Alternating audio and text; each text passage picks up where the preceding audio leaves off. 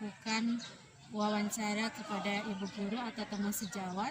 Sebelumnya, perkenalkan nama saya Eka Dasaria Nenggolan yang saat ini sedang melaksanakan PPG di LPTK USK kategori 1 tahun 2022.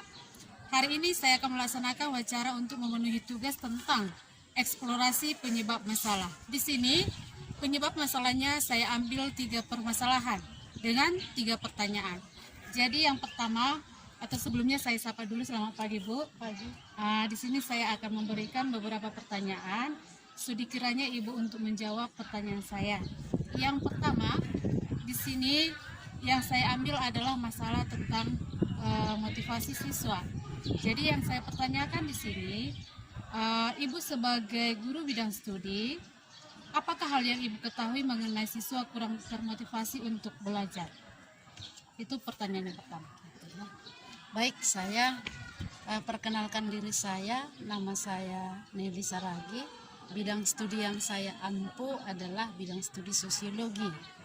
Masuk di kelas 10, 11, dan 12 IPS.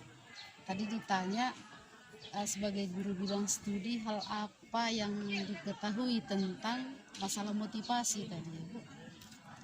Bicara masalah motivasi belajar siswa, yang saya pahami itu adalah seperti kebiasaan yang saya lakukan setiap masuk pertama di kelas 10, hal yang saya lakukan adalah pengenalan anak didik.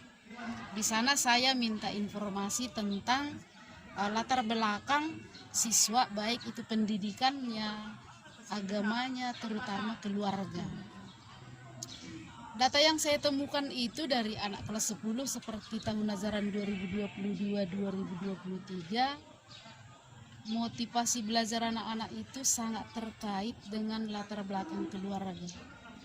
Yang biasanya bermasalah anak-anak dalam motivasi belajar adalah anak-anak yang berasal dari keluarga yang mengalami persoalan, apakah itu karena broken home atau karena orang tua meninggal, sehingga mungkin dalam motivasi belajar itu kurang mendapatkan dorongan dari keluarga secara lengkap, ayah, ibu, dan keluarga besar. Kemudian yang kedua, motivasi belajar anak-anak ini kurang bisa memilah masalah penggunaan waktu mereka, terutama dalam media sosial. Kadang-kadang kita mengajar pun dia sempatkan untuk buka media sosialnya yang tidak ada kaitannya dengan pembelajaran. Jadi ini juga menjadi penyebab. Yang ketiga, karena ketepatan saya guru sosiologi, klik atau pertemanan sangat menentukan motivasi belajar. Pada saat mereka berada di klik atau pertemanan yang bagus, teman-temannya yang termotivasi belajar, dia akan ikut serta. Tapi kalau klik pertemanan mereka itu ada dalam kategori kurang termotivasi, ya maka satu kelompok itu juga akan punya karakter kurang motivasi belajar. Ya.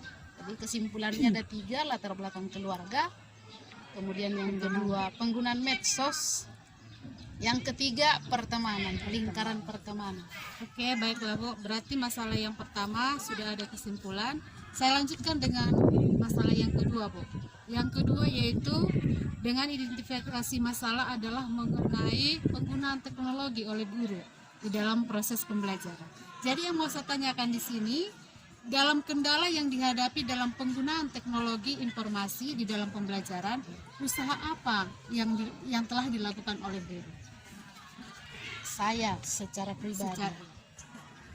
Jadi perlu, kita kan sudah tahu lokasi sekolah kita itu di desa, kecamatan, tapi berada di lingkungan pedesaan. Kendala yang pertama dulu jaringan. Kalau kita mau, misalkan kita mau memakai model pembelajarannya itu example non example, kita suruh buka dia misalnya sesuai dengan model pembelajaran, mencari gambar-gambar yang sesuai dengan materi, kadang-kadang terkendala. Mereka buka tapi macet. Atau kendala yang kedua adalah bagian listrik. Sekolah kami itu masih belum ada, dibilang belum ada jaringan, ada jaringan listrik, tapi masih bergabung dengan sekolah SD di sebelah. Jadi numpang. kadang-kadang nggak cukup arus mati dan harus tarik kabel.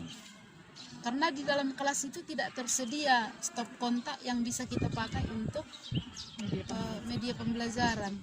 Maka harus tarik apa namanya itu kabel sampai mungkin sampai 50 meter.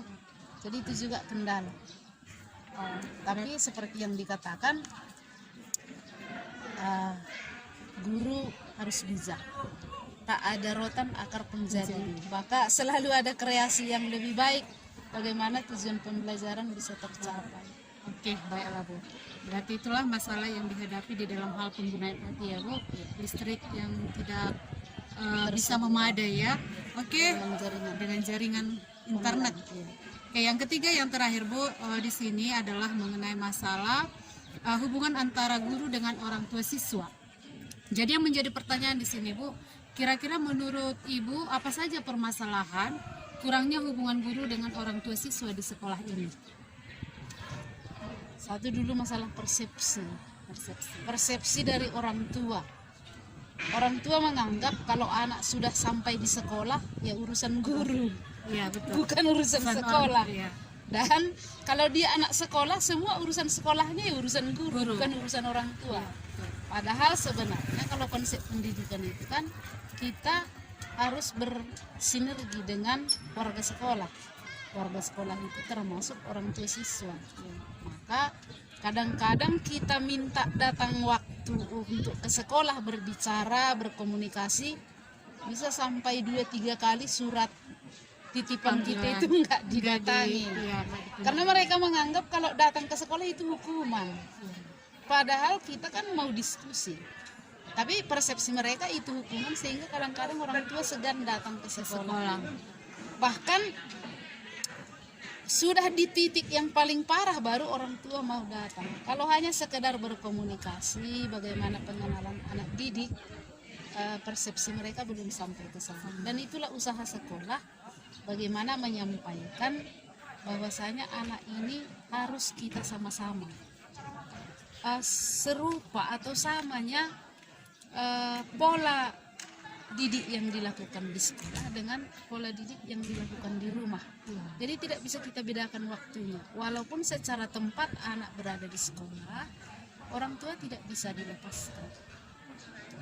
Saya rasa kalau persepsi orang tua sudah bisa kita ubah bahwasanya anak ini harus sama-sama, nggak ada kendala. Tapi untuk beberapa orang masih seperti itu, apalagi kami tinggal di pedesaan. Kira-kira begitu ya Bu. Berarti intinya untuk masalah yang ketiga adalah adanya persepsi yang salah tentang bagaimana menangani anak terhadap anak ya. Kira-kira seperti itu untuk jawaban nomor 3. Berarti untuk wawancara hari ini dengan masalah atau 3 indikasi masalah sudah selesai. Jadi saya ucapkan terima kasih kepada Ibu Nelly Saragi yang sudah memberikan waktu dan kesempatan bagi saya untuk melakukan wawancara. Jadi saya ucapkan terima kasih. Jujur.